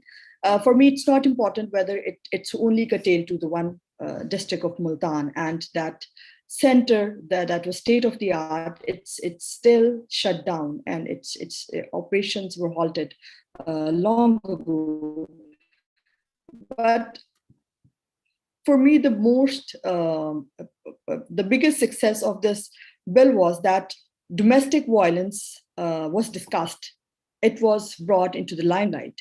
We were able to talk about that. It's a thing. I mean, before that, it was not even we could discuss. It was a matter of chadar and char diwari. So even if it might take us another, half a decade to sensitize people or aware them that this is a real issue, and you cannot allow a family member or a husband to treat that woman with this undignified way. I think it might not be as big as we anticipated, but for me it was the first step. And for any legislation or for any social issue, making it a social problem. So at least now we have it. If I say that at least 50% people believe that it's an issue, so that is a success for me. I take it as a big stereotype which has been broken through this legislation. Thank you so much. Thank you, Ms. Mary, for your valuable time and being with us today. Now, I would like My to pleasure. invite the Honorable Rector of Virtual University of Pakistan, Mr. Naeem Tariq, who is behind the success of this webinar and number of events in the past. We are highly obliged for his constant support and encouragement, and also thankful for sparing time for this webinar. So you are cordially invited to please join us and share your valuable remarks with reference to the webinar. Over to you, sir. Thank you, Aisha. And Assalamu alaikum to all the participants, and especially our esteemed guests, the speakers who are with us for the last couple of hours. और उन्होंने अपने बहुत अच्छे ख्यालात के साथ इस webinar में 4 लोगों ने 4 चांद लगाए हैं, मैं तो यही कहूँगा. All the 4 speakers, they really presented their case very forcefully and very जिसको कहना चाहिए कि अपने दिल से उन्होंने अपनी बातें की हैं. کچھ اس میں باتیں ایسی ہیں کہ جو واقعی کرنے والی ہیں جو ابھی تک نہیں کر پائے, جیسے کہ مس میری کہہ رہی ہیں. The legislations are there, rules and regulations are there. ہمارا جو ریلیجن اسلام ہے اور باقی بھی اگر ریلیجنس کو دیکھیں ان کی اگر ہم جسٹ آف اس میں حقوق العباد کی بات کی جائے تو اس میں مرد اور عورت کے برابر کے حقوق ہیں. کہیں بھی کسی بھی جگہ پہ بھی یہ نہیں ہے کہ جی مرد کے لیے الگ چیز ہے عورت کے لیے الگ چیز ہے. اور اس کا جو میجر ایمفیسس ہے that has been given by our prophet Muhammad صلی اللہ علیہ وآلہ وسلم, اور قرآن کی جو آیات تلاوت کی گئی تھی اگر ہم ان کا بھی بغور مطالعہ کریں, ایک تو پوری سورت نساء کے اوپر ہے, ویمن کے اوپر ہے, امپاورمنٹ کے اوپر ہے. And yes the women is a force to reckon with, اس سے کوئی اختلاف نہیں کیا جا سکتا, اس میں کوئی دوسری بات نہیں ہے. یہ اور بات ہے کہ جی ہم نے ایک میل شوونزم, میل ڈپینڈنسی اور ویمن ڈپینڈنسی کے بنا کے ہم نے اس کو کر دیا ہوا ہے, لیکن مور اور لیس حالات اتنے برے نہیں ہیں, لیکن ان کو بہتر کرنے کی ضرورت ہے, ڈیفینیٹلی بہتر کرنے کی ضرورت ہے. اور میں یہ کہوں گا کہ جی یہ چیزیں جو ڈیکیڈ کے بعد کی مس میری نے, the decade will start when we are going to impart education. اور تربیت کا جو پہلو ہے, جو فقدان ہے, جو ہمارے اسکولوں میں نہیں مل رہا, the year we started implementing these thoughts in our kids' minds, تو اس سال سے, اس دن سے پھر 10 سال کے بعد جا کے ہم یہ ریئلائز کریں گے کہ جی ہاں جو ہماری قباحتیں ہیں, جو ہمارے اندر خامیاں ہیں, ان کو ہم کیسے ان کے اوپر عبور کر سکتے ہیں اور اپنی خامیوں کو خوبیوں میں بدل سکتے ہیں. This thing is really very very missing in our education system.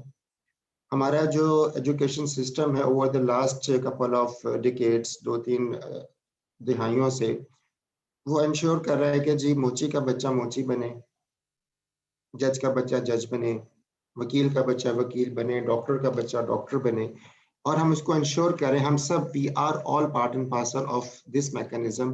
ہمیں اس چیز کو چینج کرنا ہوگا, اس کو ریئلائز کرنا ہوگا, اس کو چینج کرنا ہوگا. ویمن آر دیئر, گھر میں ہیں, ماں کی حیثیت سے, بیوی کی حیثیت سے, بیٹی کی حیثیت سے, بہنوں کی حیثیت سے, اور مردوں کے اوپر ہے کہ جی انہوں نے ان جتنے بھی خصوصیات جو بھی ایک عورت کی ایک پہلو ہے جو بھی بتائے گئے ہیں, ان سب کا اس سے خیال کرنا ہے اور خیال کرنا چاہیے.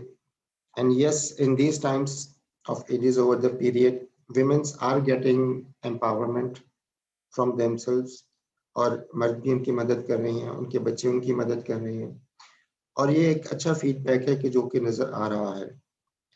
اس میں again there are no two doubts کہ women is a force to reckon with, اور اس کو مردوں کو بھی سمجھنا چاہیے اور عورتوں کو بھی سمجھنا چاہیے.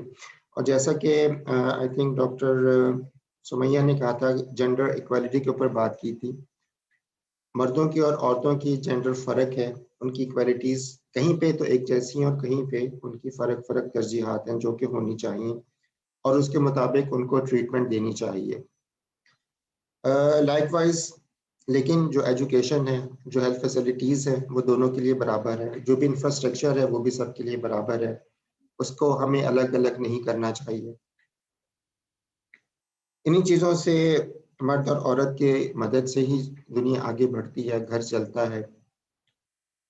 ابھی ویسے ہی ایک فورم پہ بات ہو رہی تھی, تو there are working womens and there are ہاؤس wives.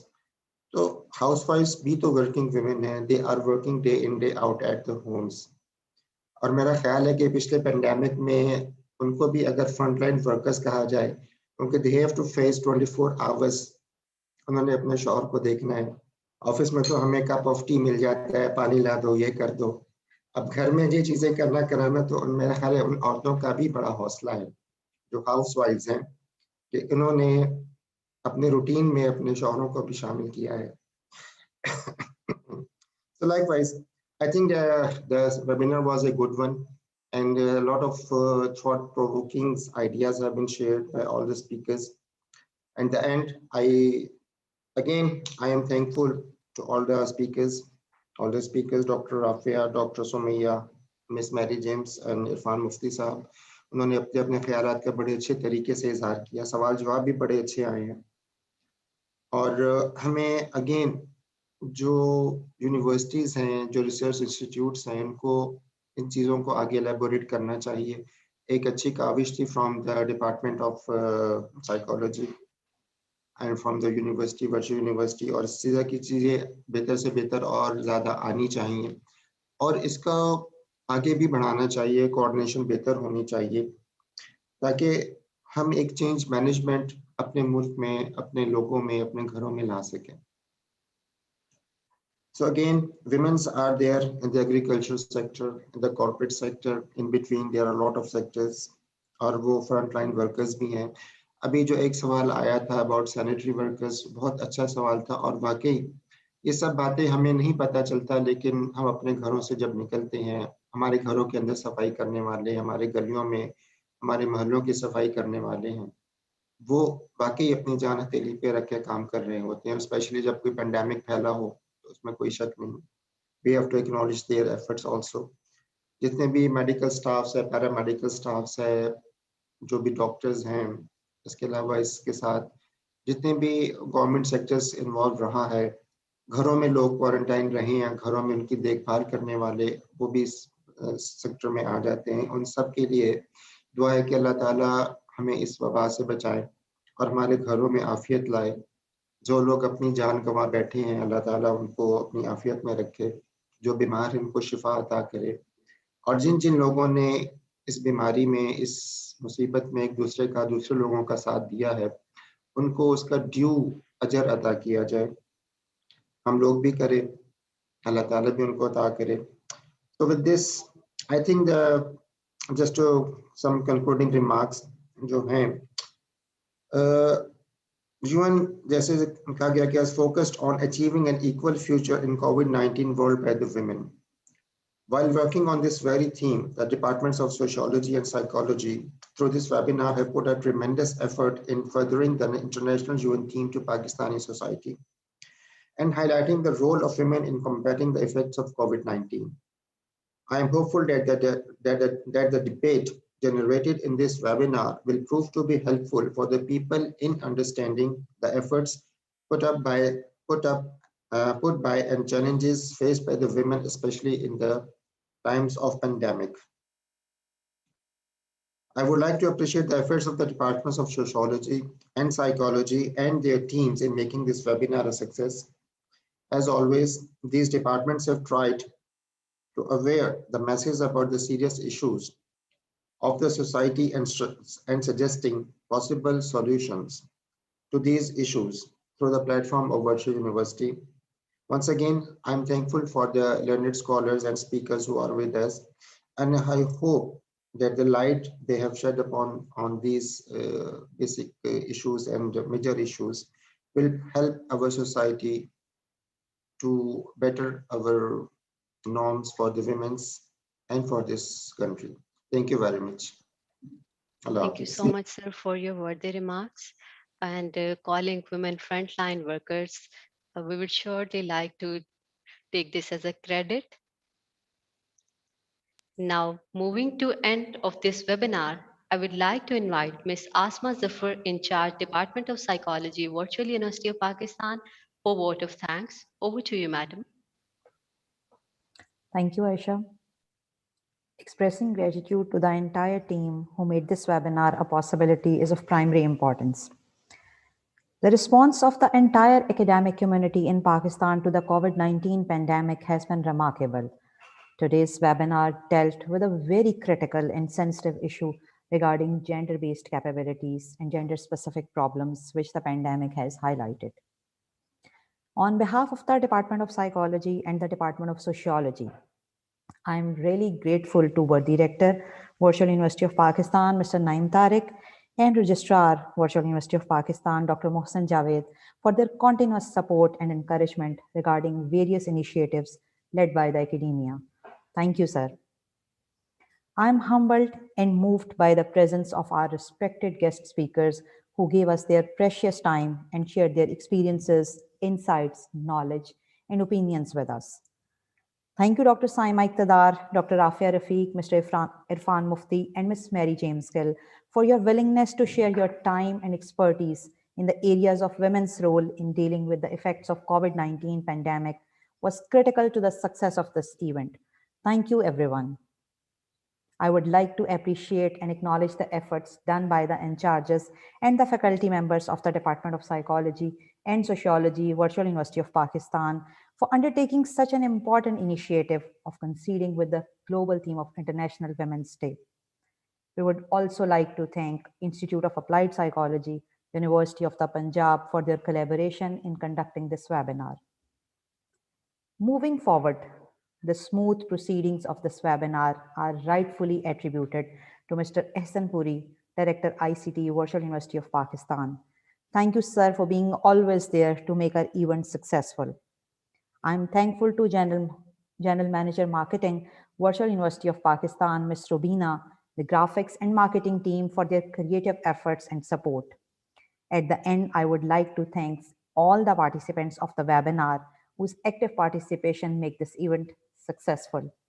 A creative and supportive team increases the chances of similar events happening in the future, inshallah.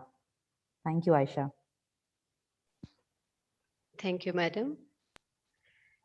Thank you so much to our all honorable speakers. We greatly admire and respect the brilliant work that they are doing on the behalf of community and the country and showing great leadership in COVID-19 pandemic. Dear attendees, panelists, and participants, thank you so much for your time. There is an announcement for all attendees that all of you will be awarded with e-certificates via email. Till then, stay blessed and stay safe. Allah Hafiz.